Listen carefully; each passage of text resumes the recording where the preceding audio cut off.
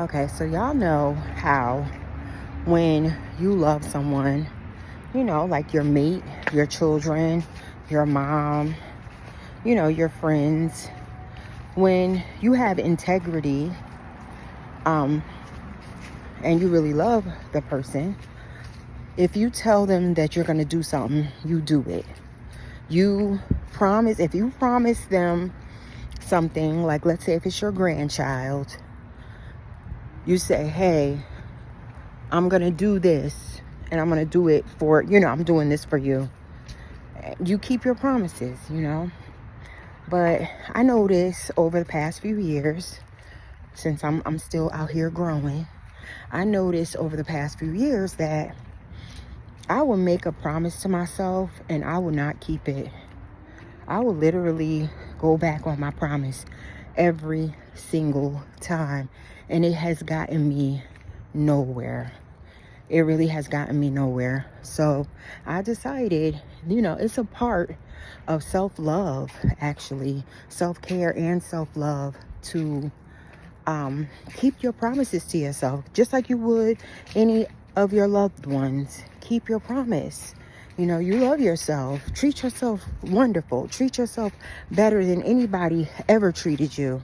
And keep your promises at the very least. You know what I mean? So I promised myself that even though this walk around my neighborhood is a very short walk, okay? It's not long at all. Like it might be, I know it's not a mile, but it's just below a mile, around a couple corners near my house. But let me tell you something. I haven't been doing shit. I've been in a very depressed state because we're in fall right now. And in fall, last year is when I lost my mother. And that's all I constantly right now keep thinking about. All the shit I was going through last year at this time. She was still alive on this day last year, but I think she was like in ICU or something. And how much I was running up to the hospital, how little sleep I was getting. Just the aggravation. I had a sibling staying with me, to see about my mom. So my sibling, my sister, who lives out of state, just came and she stayed with me for like a full month because we was just up at the hospital seeing about my mother. And my mom ended up passing, not at the hospital, but at home on November 19th. And I don't know how many times I done played over in my head, what if I would have just did this? What if I would have did that? What if I would have, what if I would have just did shit differently? My mom might still be here, I keep playing that over in my head. And yes, I need to seek therapy. I actually went to one grief share class. And they always say, at least do 3 of them before you quit. I quit after the first one. And it's just because it's in the evening on my day off. It was on my day off. It was in the evening, and I just been so lazy and so, I feel like I can't do shit but go to work, and I barely, want to do that. And so since I barely want to do that, I've barely been doing that. Like I've missed time at work or whatever. So since I feel like I don't want to do shit, just going to the grief share was just too much for me. I just can't do it, Plus it was Christian based, and I'm not a Christian, even though I didn't hate the fact that it was Christian based, because in my mind, God is God. I do believe in God, but I am not a Christian. But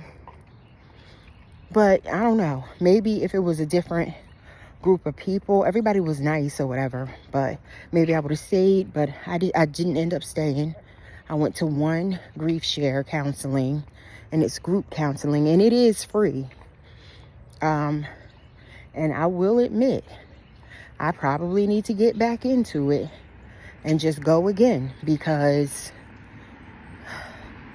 this time of year it's just really, really rough. And people, people do be telling me, give yourself grace.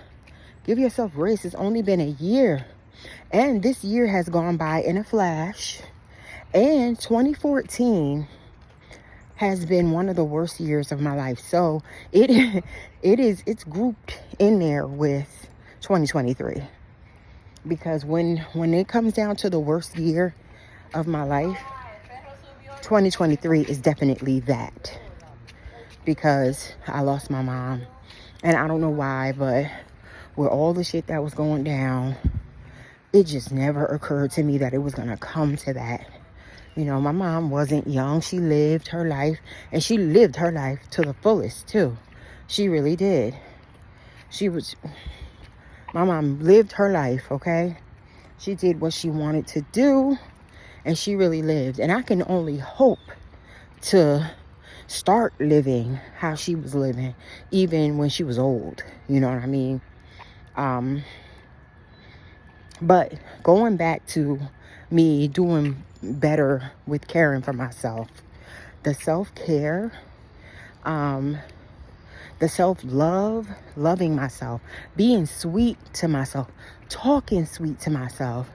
If I'm going to say that I'm going to do something, it's going to be for my good, the greater good. I just celebrated a birthday. I had a wonderful weekend celebrating my birthday. And now that I'm a big girl, because I'm really a big girl now. Now that I'm a big girl, I feel like, okay, it's time to go out here and really start living your life. Just really live. Be able to do stuff for your children. Give, Be able to give and live real hard. That's what I'm trying to do. So step one is me keeping my promise to myself and getting out here and doing a little walk every day. We're not going to skip the weekend. We're not going to skip when I got my granddaughter at the house, because she is there. My son is up in there with her, and so is my husband. So it's such a short walk,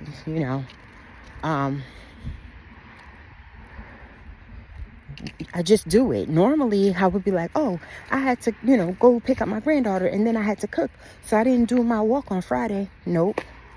Here I am doing it because I made that promise to myself. So I got to do it. And it ain't going to hurt nothing. This walk right here is not getting me to 10,000 steps a day. It's not. I'm going to have to really incorporate something else in there in order to get to that. But these are baby steps, because the fact of the matter is I haven't been doing a damn thing. I've been laying in my bed,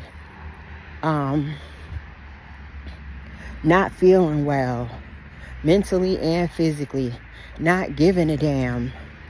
Just, I'm trying to wake back up and start living again. You know what I'm saying? But anyway, thanks for listening. Comment, and I'll surely reply.